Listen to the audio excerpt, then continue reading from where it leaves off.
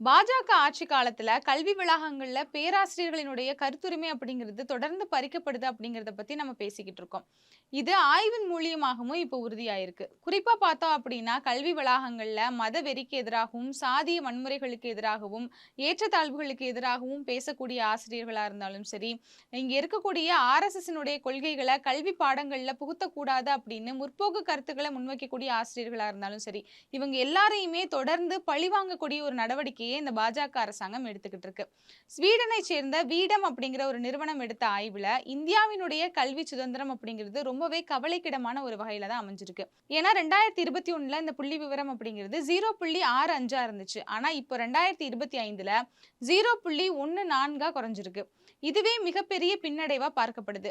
அது மட்டும் இல்லாம கல்வி சுதந்திரத்துல 179 நாடுகள்ல இந்தியா 156வது இடத்துல இருக்கு.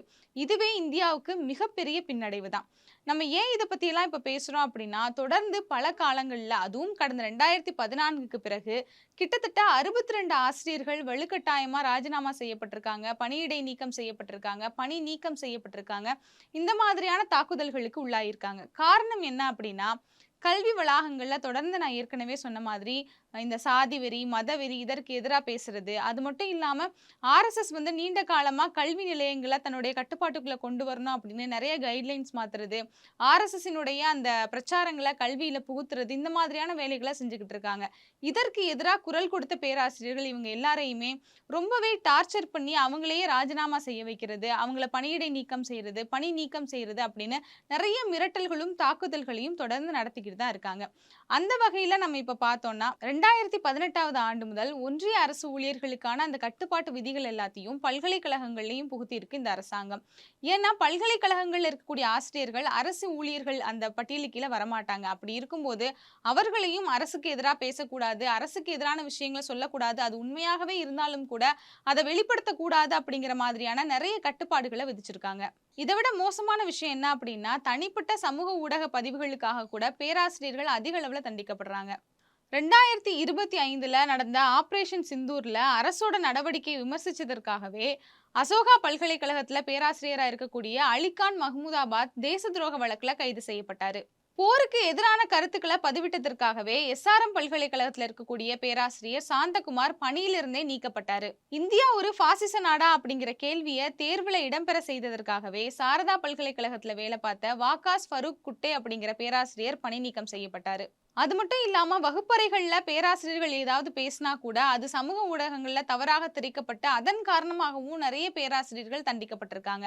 ஆனா இப்படி சமத்துவம் குறித்து பேசக்கூடிய பேராசிரியர்களாக இருந்தாலும் சரி, முற்போக்கு கருத்துக்களை முன்வைக்கக்கூடிய பேராசிரியர்களாக இருந்தாலும் சரி, இவங்க எல்லாரையும் தண்டிக்கக்கூடிய அதே ஒன்றிய பாஜக அரசாங்கம் பாஜகவுக்கு ஆதரவாகவும் ஆர்எஸ்எஸ் கருத்துக்களை மாணவர்கள் கிட்ட புகுத்தக்கூடிய வேலையை செய்யக்கூடிய அந்த பேராசிரியர்கள் மீது இதுவரைக்கும் எந்த நடவடிக்கையும் இல்ல. ஏன் இன்னும் சொல்லப்போனா, அப்படிப்பட்ட பேராசிரியர்கள் வகுப்பறையில பேசக்கூடிய வீடியோக்கள் நெறைய சமூக வலைதளங்கள்ல இருக்கு. நெறைய குற்றச்சாட்டுகளும் எழும்பியிருக்கு. அப்படி குற்றச்சாட்டுகள் எழும்பினதுக்கு பிறகு கூட அவங்க மேல இதுவரைக்கும் எந்த நடவடிக்கையும் எடுத்தது கிடையாது. இதே மாதிரி கடந்த 2019 தேர்தல்ல பாஜக முறைகேடு பண்ணுச்சு அப்படிங்கிறத புள்ளி விவரத்தோட ஆய்வு கட்டுரை வெளியிட்ட அசோகா பல்கலைக்கழக பேராசிரியர் சவ்யா சாச்சிதாஸும் கடுமையான நெருக்கடிகளுக்கு பிறகு ராஜினாமாவும் செஞ்சாரு. இதே மாதிரி நடைமுறை அப்படிங்கிறது கேரளாலயும், தில்லியிலயும் இருக்கக்கூடிய பல்வேறு பல்கலைக்கழகங்கள்லயும் தொடர்ந்து நடந்துகிட்டு தான் இருக்கு. சைனா மாதிரியான நாடுகள் கல்வியிலயும் சரி, தொழில் வளர்ச்சியிலயும் சரி எங்கேயோ போய்க்கிட்டு இருக்கு. அப்படி இருக்கும்போது இந்தியா அதையெல்லாம் பார்த்து நம்மளும் இன்னும் வளர்ச்சி அடையணும். இந்த மாணவர்களுக்கு எப்படியெல்லாம் அறிவியல கற்றுக் கொடுக்கலாம், புதிய புதிய தொழில்நுட்பங்கள கற்றுக் கொடுக்கலாம், அப்படியெல்லாம் யோசிக்கிறத விட்டுட்டு, இன்னமும் ஆர்எஸ்எஸ்னுடைய கொள்கையையும், கோட்பாட்டையும் நான் கல்வி நிலையங்கள்ல புகுத்துவேன், மாணவர்கள் கிட்ட புகுத்துவேன் அப்படின்னு இந்த அரசாங்கம் நினைக்கிறது எவ்வளவு முட்டாள்தனமான ஒரு விஷயம். எங்கேயுமே பிற்போக்குத்தனமா யோசிக்கக்கூடிய ஒரு நாடும், ஒரு அரசாங்கமும் நல்லா இருந்ததா சரித்திரமே கிடையாது. அந்த வகையில ஏற்கனவே பிற்போக்கா இருந்த காலகட்டங்களை எல்லாம் தாண்டி தான் நம்ம இந்த அளவுக்காவது வளர்ச்சி அடைஞ்சிருக்கோம். அப்படி இருக்கும்போது, மேலும் எப்படி வளர்ச்சி அடையுங்கிறத பத்தி யோசிக்காம, திரும்பவும் நம்மள பின்னோக்கி இழுத்துட்டு போகக்கூடிய வேலையை இந்த ஒன்றிய பாஜக அரசாங்கம் தொடர்ந்து செஞ்சுகிட்டு இருக்கு.